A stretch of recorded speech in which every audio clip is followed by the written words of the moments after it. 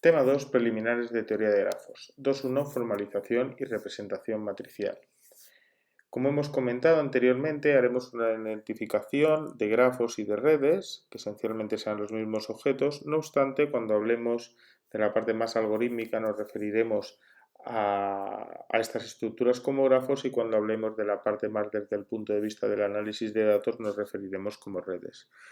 Para remontarse a los orígenes de la teoría de grafos hay que ir a casi 3 siglos atrás a la ciudad de Königsberg, que es la actual Kaliningrado. Esta ciudad estaba atravesada por un río, el río Pregel, y en aquel momento había 7 puentes que cruzaban la ciudad.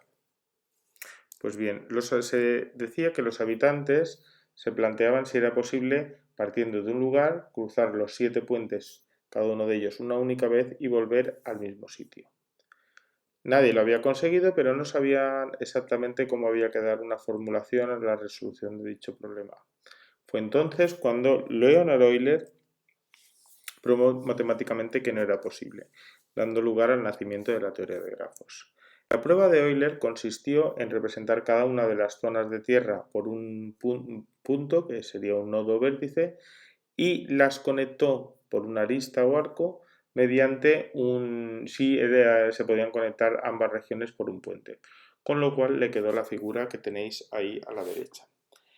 Euler probó que no era posible encontrar una solución porque había nodos, en este caso, zonas que estaban conectadas con un número impar de zonas. Y para que existiera la solución probó que tenía que ser un número par. Pues bien, para dar lugar a este resultado hubo que definir lo que era el concepto de grafo. Un grafo viene dado por una pareja de conjuntos. En el primero de ellos tenemos que es un conjunto necesariamente no nulo, con elementos que llamaremos nodos o vértices. Y el segundo de ellos es un conjunto de pares de elementos de V. Este conjunto sí que puede ser vacío.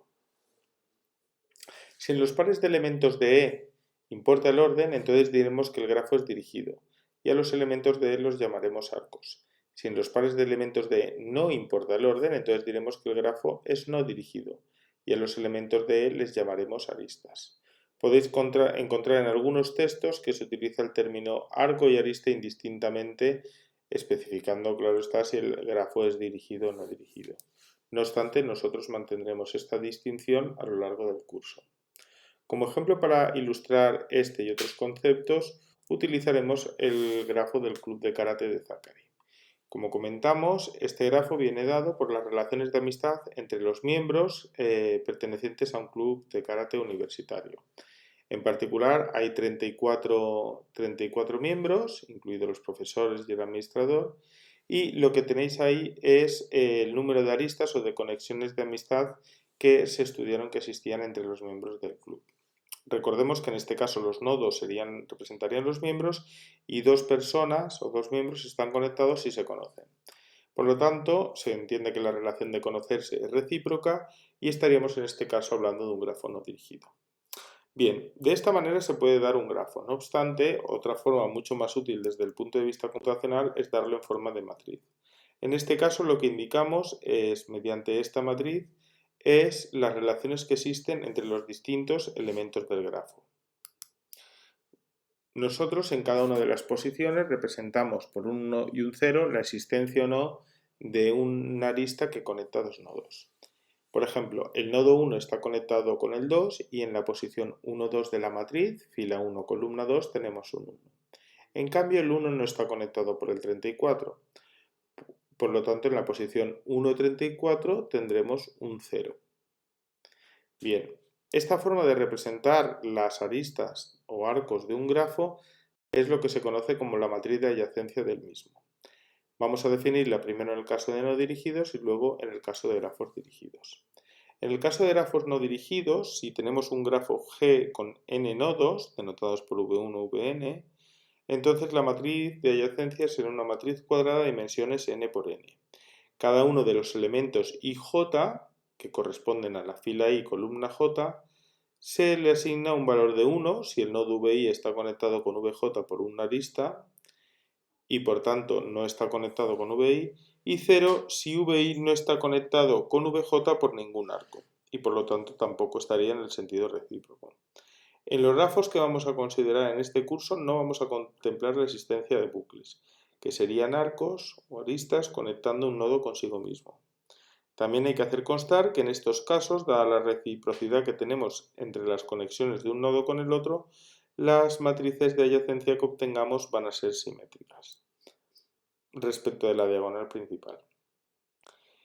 Volviendo al club de karate de Zachary, podéis observar aquí lo que hemos comentado, que el 1 sí que está conectado con el 2, pero por ejemplo el 1 y el 34 no están conectados directamente. Y podéis ver las identificaciones de la existencia o no de estas aristas en los elementos 1, 2, que sí que tiene un 1, y 1, 34, que tiene un 0. Bien, en este caso hemos visto que esto es un grafo no dirigido. Para grafos dirigidos se puede dar una definición similar. En este caso lo que tendremos es un 1 si el nodo VI está conectado con el nodo VJ por un arco y un 0 si no lo están. Hay que tener en cuenta que cuando hablamos de grafos dirigidos no tenemos la propiedad de reciprocidad en cuanto a las relaciones. Por lo tanto, lo que nos puede dar es que la matriz que tengamos no tiene por qué ser simétrica. En el caso anterior sí que lo era y podíamos comprobar que desde la parte superior izquierda a la parte inferior derecha todo eran ceros y la parte que teníamos por arriba se reflejaba sobre la parte que teníamos por abajo. Como ejemplo de grafo dirigido, podemos recurrir al que vimos al principio de este curso del juego de piedra, papel, tijera, lagarto, Spock. En este ejemplo los nodos serían cada uno de los símbolos del juego y si un gesto gana a otro entonces lo representaremos con un arco que vaya del primero al segundo. En este caso las tijeras cortan el papel.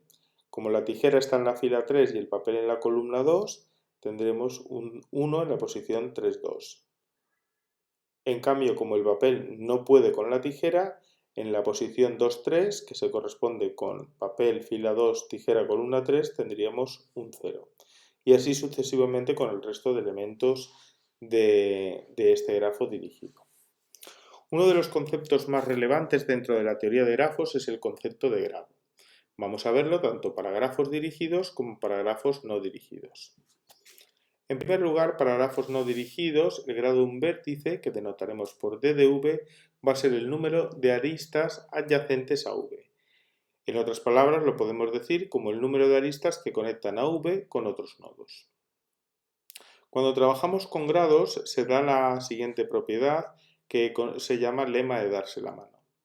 Este indica que la suma de todos los grados de los nodos de un grafo es igual a 2 veces el número de aristas.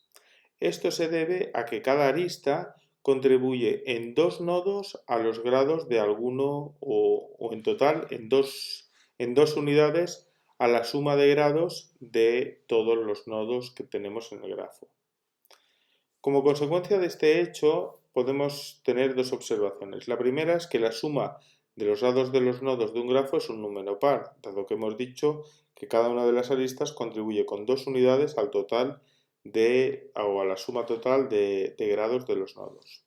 Por otra parte, como este número tiene que ser par, si tenemos un número impar de nodos, entonces, en cuanto a los nodos de grado impar, tenemos que tener necesariamente un número impar de estos nodos, porque si no, no tendríamos que al sumar una cantidad par.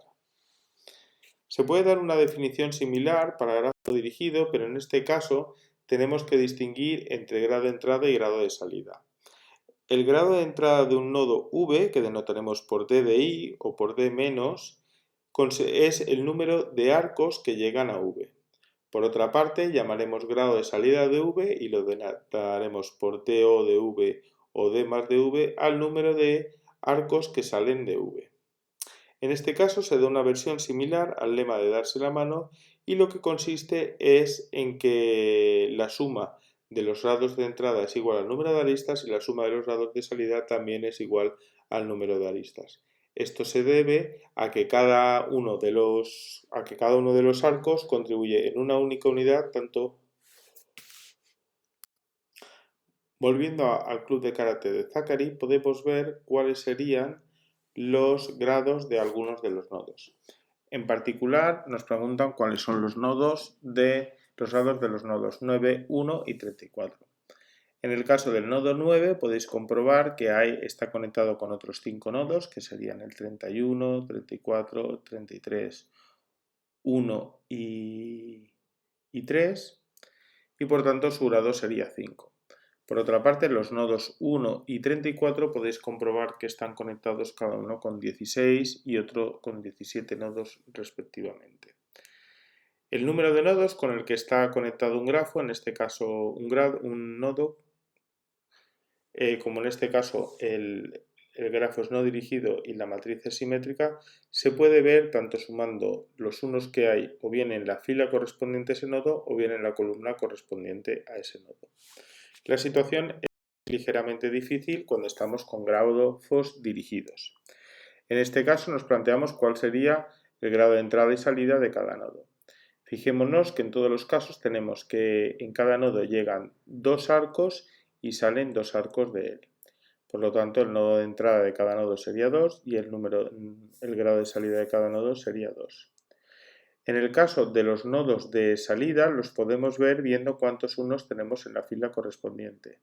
En cambio, en el número de nodo, en el grado de entrada de un nodo, lo podemos comprobar viendo cuántos unos tenemos en la columna correspondiente a dicho nodo. Y con esto damos por concluida esta primera parte de este tema.